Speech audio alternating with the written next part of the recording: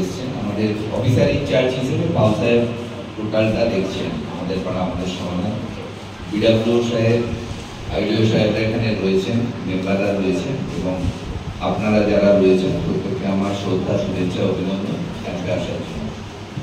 আমাদের পাড়া আমাদের সমাধান স্কিম নিয়ে কয়েকটা কথা আমি বলি, আপনাদের একটু শুনবেন। এটা রাজ্য সরকারের প্রকল্প এবং ভারতবর্ষের মধ্যেই প্রথম এই ধরনের একটা প্রকল্প কিন্তু চালু হয়েছে। এর কারণটা কি? অ্যাকচুয়ালি এতদিন ধরে যে কাজগুলো, যে ডিমান্ডগুলো আপনাদের দিক থেকে উঠে আসছে বিভিন্ন ধরনের বিষয়, যেমন ধরুন কখনো ট্রেন লাগবে, রাস্তা লাগবে, লাইট লাগবে, আমাদের যে জলাশয়গুলো, পুকুর বা খাল বিল যেগুলো রয়েছে তার পাশে পাইলিং লাগবে, এইগুলো আপনারা কাদের বলবেন? আপনাদের পাড়ার যে নির্বাচিত সদস্য মেম্বার তাকে বলবেন। কখনো পঞ্চায়েত সমিতির মেম্বার, যেরকম আপনাদের এখানে মণিশঙ্কর বাবু বা অন্যান্যরা রয়েছেন কর্মাবাবু, তাদের কাছে অনেকে যেতেন, বলতেন। সেই কাজগুলো পঞ্চায়েত সমিতির মেম্বাররা পঞ্চায়েত সমিতিতে নিয়ে যেতেন, গ্রাম পঞ্চায়েতের মেম্বাররা গ্রাম পঞ্চায়েতে নিয়ে যেতেন।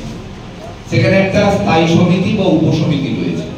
গ্রাম পঞ্চায়েতেরটাকে বলা হয় অর্থ উপসমিতি আর পঞ্চায়েত সমিতিটাকে বলা হয় অর্থ স্থায়ী সমিতি। এর আগে শিল্প পরিকাঠামোতে আলোচনা করে অর্থ উপসমিতিতে প্রেস করতে হতো। সেখানে মেম্বাররা বসে প্রধানকে নিয়ে আলোচনা করে সিদ্ধান্ত নিতেন। এখানে এই ধরনের কোনো বিষয় কিন্তু নেই। আপনারা যেভাবে বলবেন আমরা সেভাবে নোট করব এবং আপনারা যেভাবে সাজিয়ে দেবেন, কোন কাজটা আগে হবে, কোন কাজটা 2 হবে, কোন কাজটা 3 হবে, এখানে যে দুটো বুথ আছে 8 এবং 9, সেখান থেকে যারা যারা উপস্থিত রয়েছে যেভাবে সাজিয়ে দেবেন আমরা সেভাবে নোট করে নেব।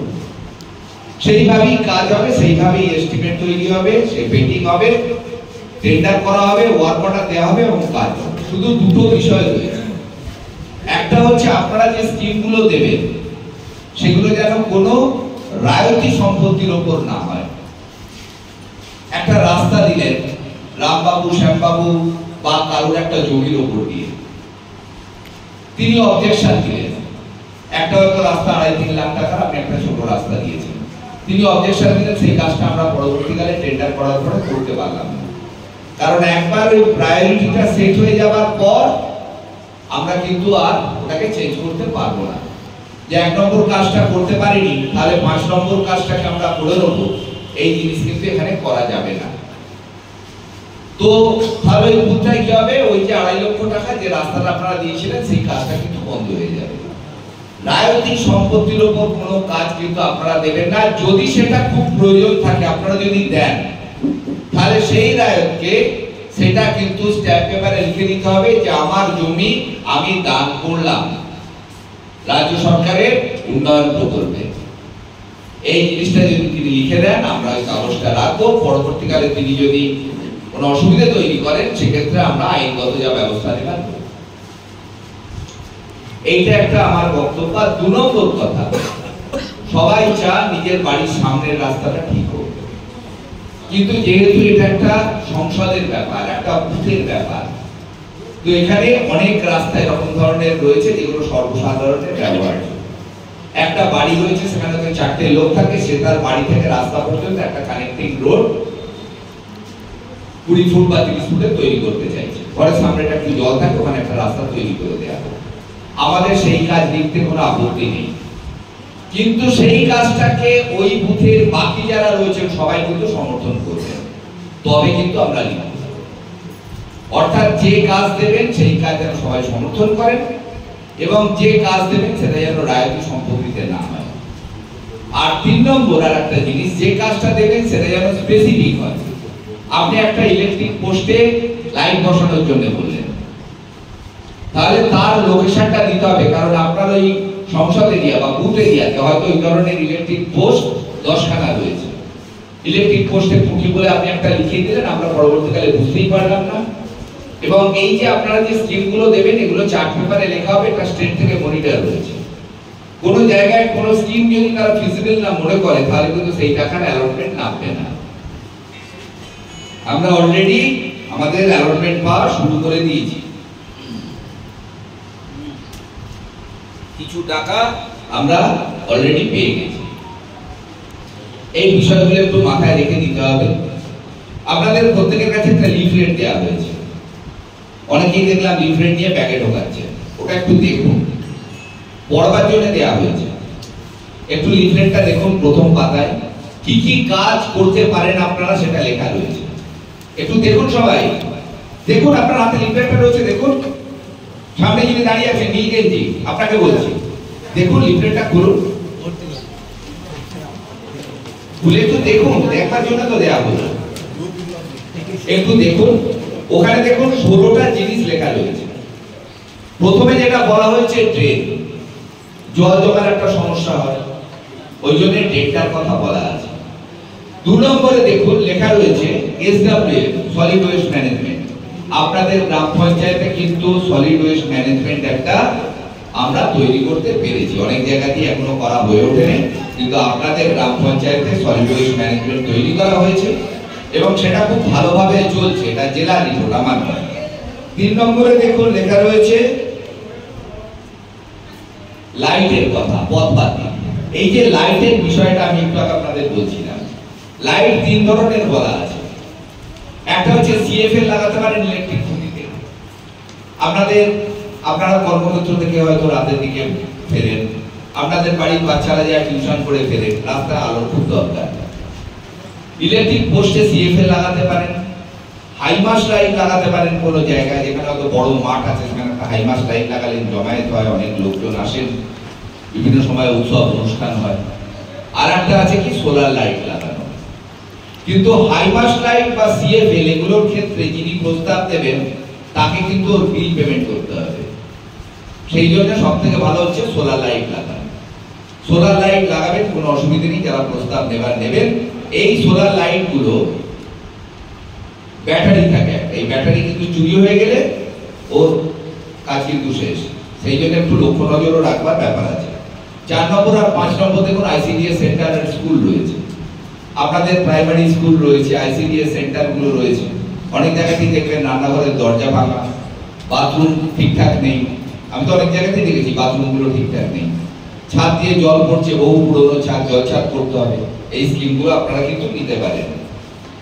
আপনাদের জলাশয় সংস্কার, এই আরেকটা মারাত্মক জিনিস, অনেক জায়গাতেই রয়েছে। আমাদের তো পেরিয়ারবাগ ব্লক, যদিও কোটরা পূর্ব গিরিকাপুর আমাদের ব্লকের মধ্যে একটু গ্রামীণ এলাকা, পুকুরগুলোকে অনেকেই ব্যবহার করেন তাদের আবর্জনা ফেলার জন্য, সাথে কচুরিপানা।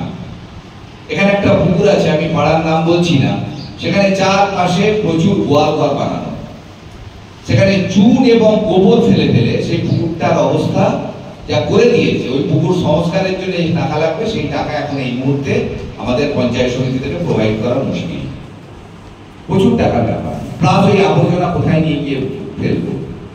34 না 35 জন শেয়ার হোল্ডার রয়েছেন, 34-35 জনের পুকুর, ইনি বলেন সংস্কার হোক, তো উনি বলেন সংস্কার করার দরকার নেই। কিন্তু আমাদের সমস্যাটা হচ্ছে ডেঙ্গু প্রবণ এলাকা, তো জলাশয়গুলো পরিষ্কার পরিচ্ছন্ন থাকা খুব দরকার, মানুষ ব্যবহার করতে পারে এরকম। আপনারা পুকুর পরিষ্কার করে সেখানে যদি একটা ঘাট বানিয়ে দেন, তাহলে কিন্তু কোনো সেই জায়গায় আপনাদের মানে হেলথ হ্যাজার্ড যেটাকে বলে, শারীরিক সমস্যাটা কম হবে। এরপরে দেখুন পার্ক, খেলার মাঠ। আপনাদের এখানে কোনো জায়গায় হয়তো কোনো ফাঁকা জায়গা পড়ে রয়েছে, 1 নম্বর প্রতিষ্ঠানের জায়গা, সেখানে আপনি একটা ভালো পার্ক তৈরি করলেন, একটা খেলার মাঠ তৈরি করলেন। আপনাদের কোটরা গ্রাম পঞ্চায়েতে রয়েছে, আমাদের যেখানে SWMটা রয়েছে তার উল্টো দিকে একটা পার্ক রয়েছে। ঈশা সাহেব যখন আমাদের পূর্ত কর্মাধ্যক্ষ ছিলেন পঞ্চায়েত সমিতি, তখন এই পার্কটা তৈরি হয়েছিল। এখন দীর্ঘদিন ধরে রয়েছে, আমরা একটা পরিকল্পনা নিয়েছি পার্কটা যাতে ভালো করে করা যায়, এরকম একটা চিন্তা ভাবনা রয়েছে আমাদের। তো এই ধরনের পার্ক যদি কোনো জায়গায় করতে চান, ওই পার্কটা অবশ্য খুব অনেকটাই বাউন্ডারি দিয়ে ঘিরে খুব আধুনিক পার্ক করা হয়েছে, অতটা কিছু করারও দরকার নেই। তো ঘাস বসানো হলো, 2-4টে খেলনা থাকলো, বাচ্চাগুলো খেলতে পারবে, এই জিনিসটা আপনারা ভাবতে পারেন, এটাও কিন্তু করা যেতে পারে। এই যে স্থানীয় বাজারের সংস্কার, এগুলো আমরা করতে পারবো না, কারণ বাজারগুলো সবই গায়ত্রী বাজার এখানে। এর বাইরে হচ্ছে রাস্তা সংস্কার, রাস্তার ডিমান্ড তো সর্বোচ্চ, সবাই চায় যে প্রত্যেকটা জায়গা যেখানে আমার পা পড়ে সেই জায়গায় যেন ঢালাই থাকে, মাটিতে যেন কারোর পা না পড়ে। তো রাস্তার ডিমান্ড প্রচুর, রাস্তা আপনারা ধরবেন, কিন্তু সেটা যেন সবাই সমর্থন করে। প্রয়োজনীয় বৈদ্যুতিক কাজ, কোনো জায়গায় ইলেকট্রিক পোস্ট লাগবে, কোনো জায়গায় কিছু লাগবে, এটাও কিন্তু আপনারা করতে পারেন।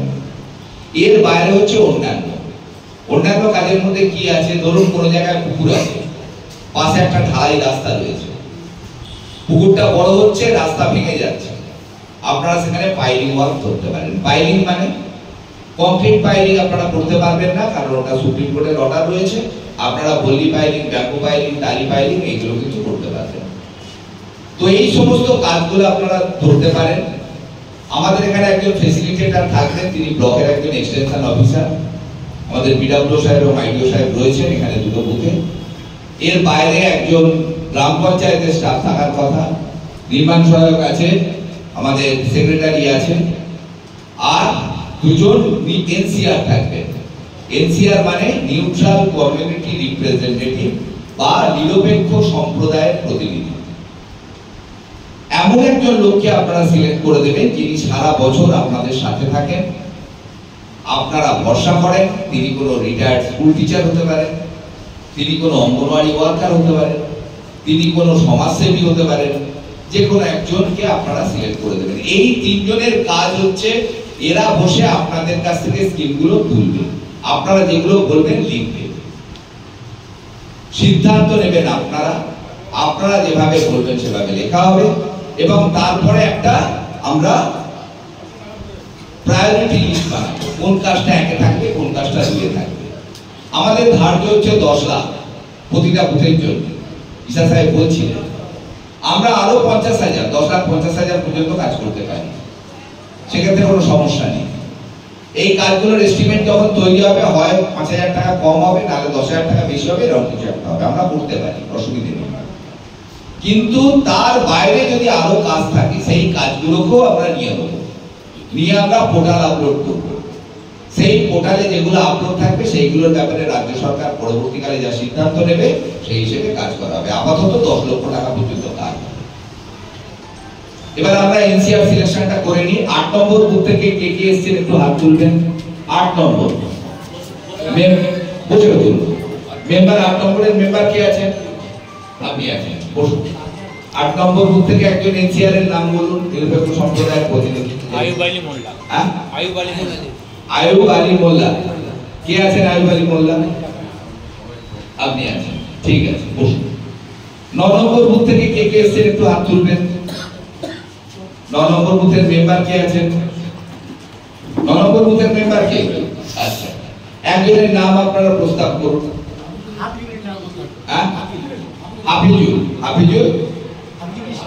হাফিজুল ইসলাম আপনি আছেন। ওনারা দুজন আমাদের যারা থাকবে তাদের সঙ্গে বলে, বা আপনাদের কোনো বিষয় জানার থাকে ওনারা বলবেন। এটাই ফাংশন, যা সিদ্ধান্ত নেবে এখানে আমরা কেউ কিছু না। আমাদের ফেসিলিটেটর, ভেন্যু অ্যাসিস্ট্যান্ট হিসেবে যারা থাকবে, বা কোনো মেম্বার, কোনো এনসিআর, কেউই কিছু না। আপনারা সিদ্ধান্ত নেবেন। যদি কোনো জায়গায় বুঝতে অসুবিধা হয়, আপনাদের যিনি নিরপেক্ষ সম্প্রদায়ের প্রতিনিধি থাকবেন তিনি শুধু সেইটুকু কাজে আপনাদের হেল্প করবেন। সিদ্ধান্ত নেবেন আপনারা, প্রায়োরিটি লিস্ট দেবেন আপনারা, সবকিছু আপনারা করবেন। আর একটা কথা বলে দিই, যেটা করবেন সবাই মিলে সহমত হয়ে করবেন। এরকম যেন না হয় নিজেদের মধ্যে একটা সমস্যা তৈরি হয়, ঝড়াঝাটি হয়, এরকম কিছু না করাটাই বাঞ্ছনীয়। সবাই মিলে সিদ্ধান্ত নেবেন, নিয়ে করবেন। যদি স্কিম নিতে অসুবিধা হয় তাহলে সেই স্কিমটার পক্ষে কতজন, বিপক্ষে কতজন রয়েছে আমরা দেখবো, দেখে আমরা সেই রকম ভাবে নোট করবো। সহমত না হলে কিন্তু আমরা স্কিম নোট করতে পারবো না, এটাই অর্ডার, আমি আপনাদের জানিয়ে রাখলাম। এবার যদি কারোর কোনো প্রশ্ন থাকে বলতে পারেন।